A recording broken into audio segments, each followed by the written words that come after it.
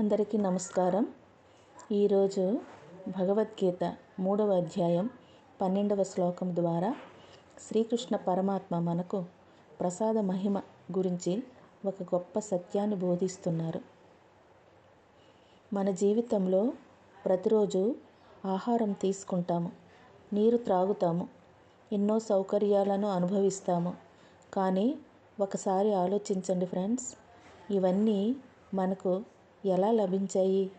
మన శక్తి వల్ల మాత్రమే వచ్చాయా, లేక వీటి వెనుక భగవంతుని కృప కూడా ఉందా అని శ్రీకృష్ణుడు ఈ శ్లోకంలో ఇలా చెబుతున్నారు. ఇష్టాన్ భోగాన్ హిహో దేవ దాస్యం తే యజ్ఞభావితః తైర్దత్తాన ప్రదాయేభ్యో యో భుంక్తస్తేన ఏవ సహ. ఈ శ్లోకం యొక్క భావం ఏమిటంటే, యజ్ఞభావంతో సంతృప్తి చెందిన దేవతలు మనకు కావలసిన వరాలను ప్రసాదిస్తారు. కానీ వారు ఇచ్చిన వాటిని కృతజ్ఞతతో తిరిగి సమర్పించకుండా కేవలం స్వార్థం కోసం అనుభవించే వ్యక్తిని శ్రీకృష్ణుడు దొంగతో సమానం అని చెబుతున్నారు. ఈ మాట చాలా గంభీరమైనది. ఎందుకంటే మనం చాలాసార్లు పొందిన వరాల మూలాన్ని మర్చిపోతున్నాం. అన్నం తింటాం, కానీ ఆ అన్నం వెనుక ఉన్న దైవ కృపను గుర్తించము. ఆరోగ్యం ఉంది, కానీ అది కూడా భగవంతుని అనుగ్రహమే అని గుర్తించము. ఫ్రెండ్స్, ఇస్కాన్ సాంప్రదాయంలో ప్రసాదానికి ఎంతో ప్రాముఖ్యత ఉంది. ఎందుకంటే భగవంతునికి ప్రేమతో సమర్పించిన ఆహారం సాధారణ ఆహారం కాదు, అది ప్రసాదం అవుతుంది. ప్రసాదం అంటే దైవకృప, భగవంతుని ఆశీర్వాదం. ఒకే ఆహారం ఇద్దరి ముందు పెట్టారని అనుకుందాం. ఒకరు దానిని నేరుగా తిన్నారు, మరొకరు అదే ఆహారాన్ని ముందుగా శ్రీకృష్ణుడికి సమర్పించి తరువాత స్వీకరించారు.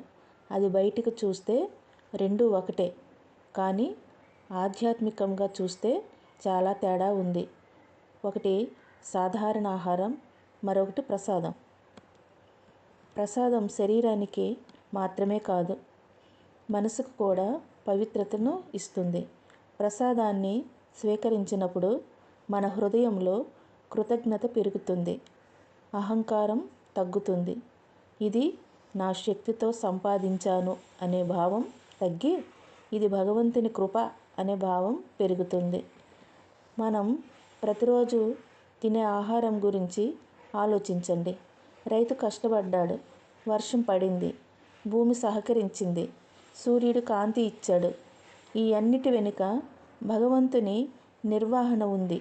అందుకే భోజనం ముందు కృతజ్ఞతతో ప్రార్థించడం ఒక భక్తుని లక్షణం.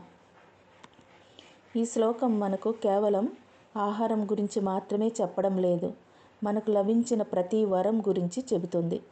కుటుంబం, ఆరోగ్యం, ధనం, జ్ఞానం, సమయం, ఇవన్నీ భగవంతుని ప్రసాదాలే.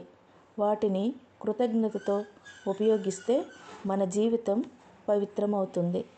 కృతజ్ఞత లేని వ్యక్తి ఎప్పుడూ అసంతృప్తిగా ఉంటాడు. ఎంత వచ్చినా ఇంకా కావాలి కావాలి అనిపిస్తుంది. కానీ కృతజ్ఞత ఉన్న భక్తుడు చిన్న వరంలో కూడా ఆనందాన్ని చూస్తాడు. ఎందుకంటే అతను దానిని శ్రీకృష్ణుని కృపగా భావించాడు గనుక.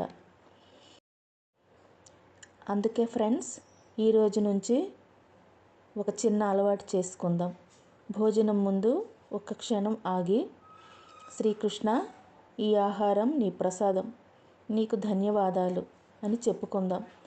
అప్పుడు మన భోజనం కూడా భక్తిగా మారుతుంది. శ్రీకృష్ణుడు ఈ శ్లోకం ద్వారా మనకు చెబుతున్న సందేశం చాలా స్పష్టమైనది. పొందిన వరాలను మరచిపోకండి, కృతజ్ఞతతో జీవించండి, భగవంతునికి సమర్పణ భావంతో జీవించండి. అప్పుడు జీవితం ఆనందంగా, పవిత్రంగా మారుతుంది. చివరిగా ఒక విషయం గుర్తుంచుకోండి ఫ్రెండ్స్, ఆహారం కడుపును నింపుతుంది, ప్రసాదం హృదయాన్నే పవిత్రం చేస్తుంది. హరే కృష్ణ. జై శ్రీకృష్ణ. భగవద్గీత 3వ అధ్యాయం 12వ శ్లోకం సంపూర్ణం. శుభమస్తు.